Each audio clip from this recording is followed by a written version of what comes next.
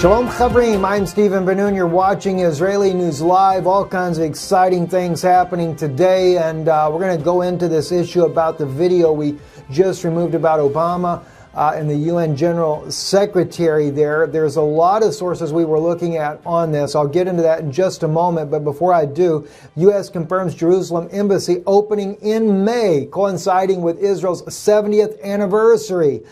There was already information swirling on Twitter from the Transport Minister, Israel Katz, who seemed to confirm the move would occur in the spring. That's where we get a lot of our own information. We're searching Twitter, picking up on things before they actually break in the news to see how things are going to happen. But finally, the Trump administration will officially relocate the U.S. Embassy in Israel from Tel Aviv to Jerusalem in May.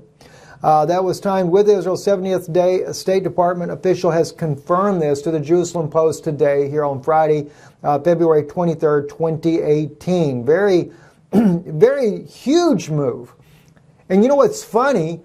The Arabic world will be all up in arms over it, but it doesn't make sense. This is exactly what the Vatican negotiated with Israel back during the Oslo Accords and their secret meetings that Joel Beinerman brought out. And it's obvious that much of the world knows about it, such as Erdogan of Turkey when he says East Jerusalem is the capital of the Palestinians. China saying East Jerusalem is the capital of the Palestinians. Trump saying Jerusalem, doesn't specify west, east, or anything, but if you notice his verbiage, Trump also parroting what the Vatican says there, because the status quo for the Temple Mount will remain that way, and of course it'll be done through a negotiation. Yeah, once again, a split of the city, in other words.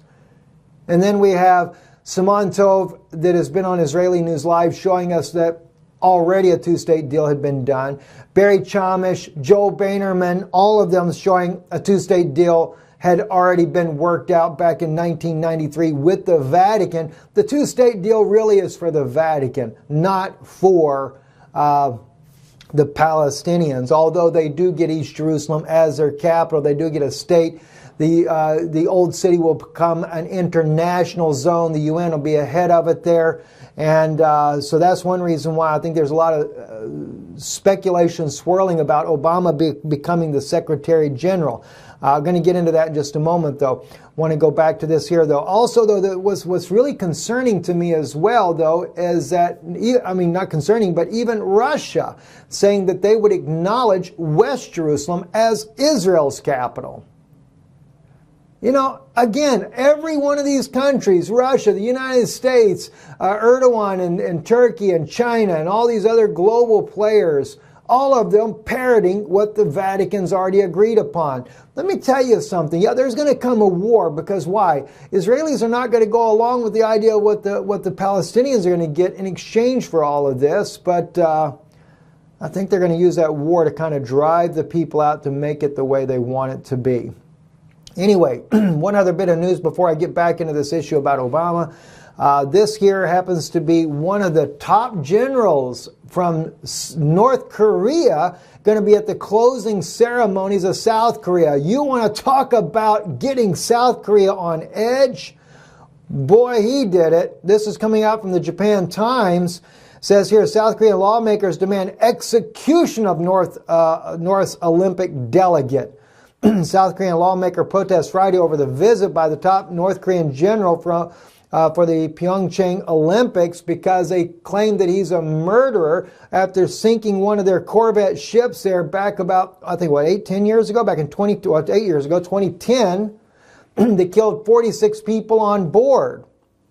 So they hate this man, and I don't think it's going to go over very well, him come walking into the country there. But you know, once again, North Korea is trying to show their military might. I wouldn't be surprised if Ivanka Trump doesn't end up getting escorted by a general or two herself, just to kind of show the United States' resolve when it comes to North Korea.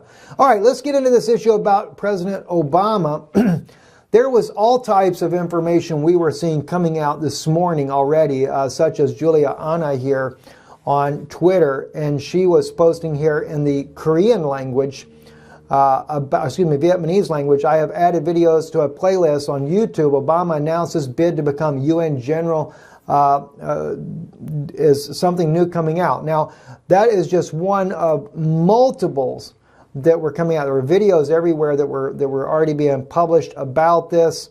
Well, they got 8 new, but I was looking at a lot of the ones from earlier this morning, and I began to try to really look into all this information to see what was going on. Of course, you're a newswire, and your newswire has done a lot of fake news. Of course, not thinking definitely about that because I was looking at other sources before I even seen your newswire. But what I'm finding out, it seems to me that even your newswire, if you look at their sourcing in there, they use Al Jarad, which happens to be an Arabic language news source. I use this Kuwaiti source as well on many things because the Al Jarada comes out with some really breaking stories many times long before mainstream media does. So they are a very good source. And what I do is I translate the articles that they're bringing out because if you want to know, get in ahead of stories, you can.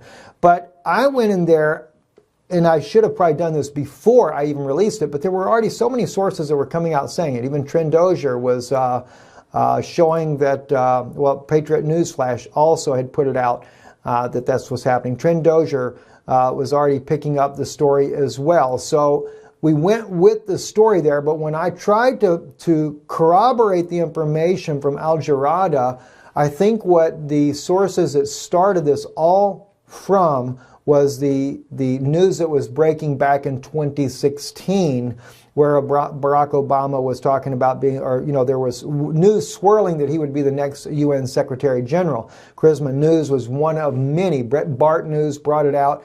Many of the news organizations brought this out. So unless there's something going on that we're not aware of, I don't like to break a news unless I have personal sources that I know. Like in the Middle East, we have several sources there on the ground inside of Syria. We have them in Israel.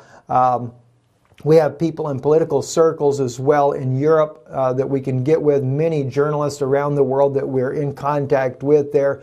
And so because I could not find the corroboration of the claim that this was coming as original source from Al Jarada news there, not to say that it might not be there, but I could not find it. So I elected to remove the video. If we get it, if it does come out in mainstream media as well, we'll go back into this story once again. I can certainly see where Obama could end up running in that position eventually. I still kind of consider that if they try to oust President Trump from office, that he will probably end up back in the White House. If that were to happen, there again, that's all speculation there. But, so it's a little bit, I hate that we put it out there first. I wish I would have went back and really looked into this, but I was looking, as I said, several different sources that were coming out already about him running for this. And so we actually went with this story a little bit prematurely before really digging into this and seeing what was really going on. So anyway, I'm Stephen Benoon. You're watching Israeli News Live. If you do have any information, though, outside of this, is there's something out there that we're missing, definitely get with us. Let us know what's going on there, because we're still seeing a lot of talk swirling about this, and I'd like to really know how did this all get started, because there could be truth to it. But we don't want to really build this up at this point yet. Let's kind of lay low on this until we can see if there is a true issue behind it, because I believe it's Ban Ki-moon is in there like to 2022. So that would be kind of an odd situation to change the UN General Secretary at such a short notice. Stephen Benoon with Israeli News Live. Shalom and blessings to you today.